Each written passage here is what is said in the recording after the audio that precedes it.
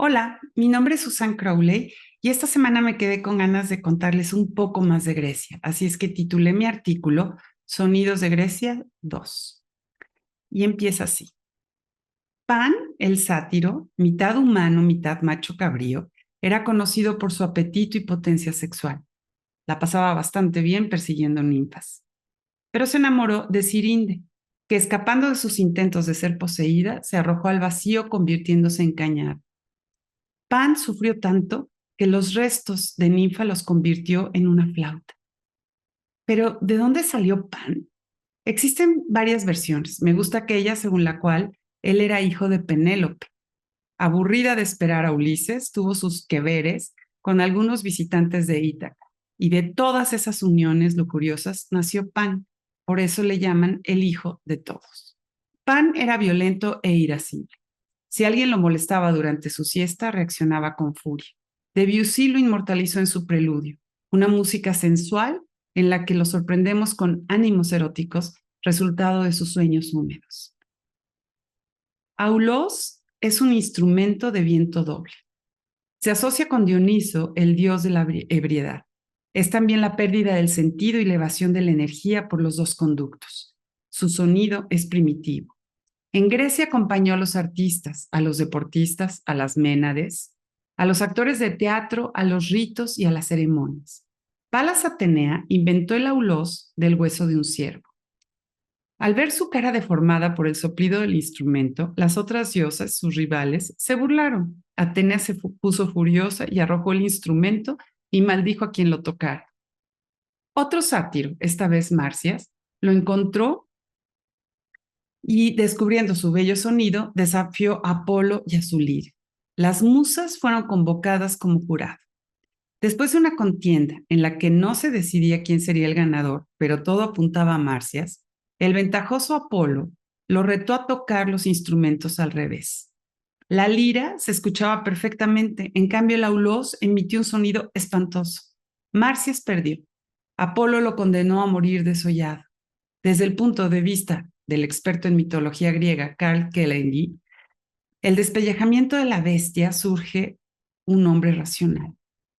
A pesar de que casi no dejó registro la música griega, es considerada uno de los más preciados regalos de los dioses. Apolo fue capaz de la más dura violencia y del más alto espíritu, por eso es el dios de la música. Entre otras cualidades, este arte eleva el espíritu al más alto horizonte, pero también es capaz de revelar el horror, una especie de pérdida del paraíso o del alma. Gracias a la literatura y a grandes escritores y sus maravillosas narraciones, casi podemos mojarnos con la lluvia, sentir el viento, oler y saborear la comida o escuchar los bombardeos y las explosiones de una guerra. El poder de un escritor lleva las imágenes a ser sonoridades. De igual forma, el trabajo de muchos compositores, músicos y artistas sonoros ha permitido el acercamiento sorprendente. Los sonidos, su ritmo, tonalidad, dependiendo del estilo, son un vehículo para contar historias, manifestar emociones, sensaciones y sentimientos que nos ayudan a reconstruir otras épocas. Más que la pintura o la escultura, la reconstrucción de una atmósfera musical es por demás compleja. En la historia del cine ha sido compañera de los momentos de introspección y de alegría, lo mismo que fondo de las grandes épicas. Una buena música completa o no la belleza de una escena, agrega tensión dramática y suspenso. ¿Cómo no pensar en las aterradoras bandas sonoras de Psicosis, Exorcista o Tiburón? Por el contrario, películas pobres en contenido llegan a ser consideradas obras maestras gracias a la música. Ejemplo de esto son González Iñárritu y Kubrick. El primero, genio de la publicidad y el videoclip. En su película Birdman, en mi opinión, y sé que muchos se van a echar encima de mí, es un tedioso relato construido en un simulado plano secuencia, y es la música lo que atrapa al espectador. La banda sonora de Antonio Sánchez imprime una vertiginosidad que aturde y que nos obliga a dejarnos a su merced. La irrupción del Rocket Leader de Mahler en medio de la pesadilla o la emoción, y la segunda sinfonía de Rachmaninoff, mientras el personaje principal flota en el aire, son muestra de la habilidad de González Iñárritu, más que nada como videoclipero. Sus pretensiones fallidas encuentran un buen puerto, pero ¿quién puede resistirse a escuchar tanta belleza con la imagen que sea? En el caso de Kubrick, no importa si un chango avienta un hueso o si una nave espacial flota en algún sitio del universo, los Strauss, Johann o Richard o la luz eterna de George G. Ligeti sirven de fondo a cualquier escena. O acelerar la emoción de un delincuente que se deleita con el sexo y las drogas y la violencia teniendo como soporte a Beethoven en Naranja Mecánica. A pesar de considerarse de culto, en mi opinión, las películas de Kubrick van envejeciendo mal, salvo por la música que conforme el tiempo pasa son más apreciadas. Pero Grecia jamás envejece, es por siempre joven y sigue vigente. Con los siglos intensifica su estudio para desentrañar toda aquella memoria que en muchos casos quedó tallada en las piedras y prácticamente se perdió. Curiosamente, la Ilíada y la Odisea de Homero aún se declama en algunos sitios de Grecia y los Balcanes.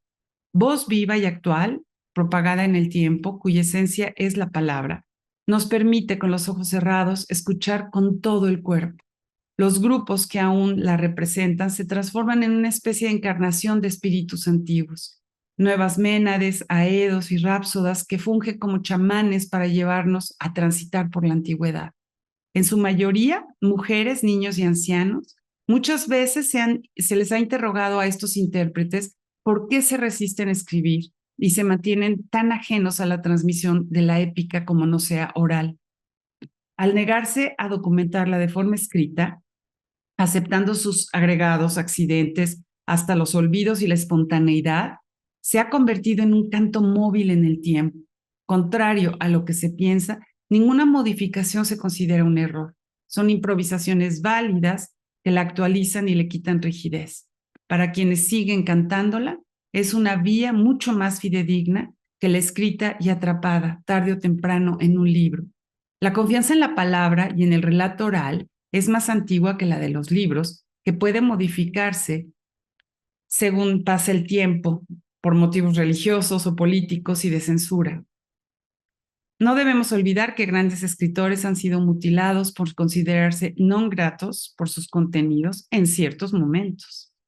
La tradición oral o cantada en boca de rápsodas, acompañados de sus liras, aedos que golpean con su bastón para marchar al ritmo, y posteriormente juglares y trovadores que iban de pueblo en pueblo por toda Europa llevando noticias, chismes, chistes, contando gestas de héroes, cantando el amor cortés, permitió que la cultura se difundiera como hoy la conocemos.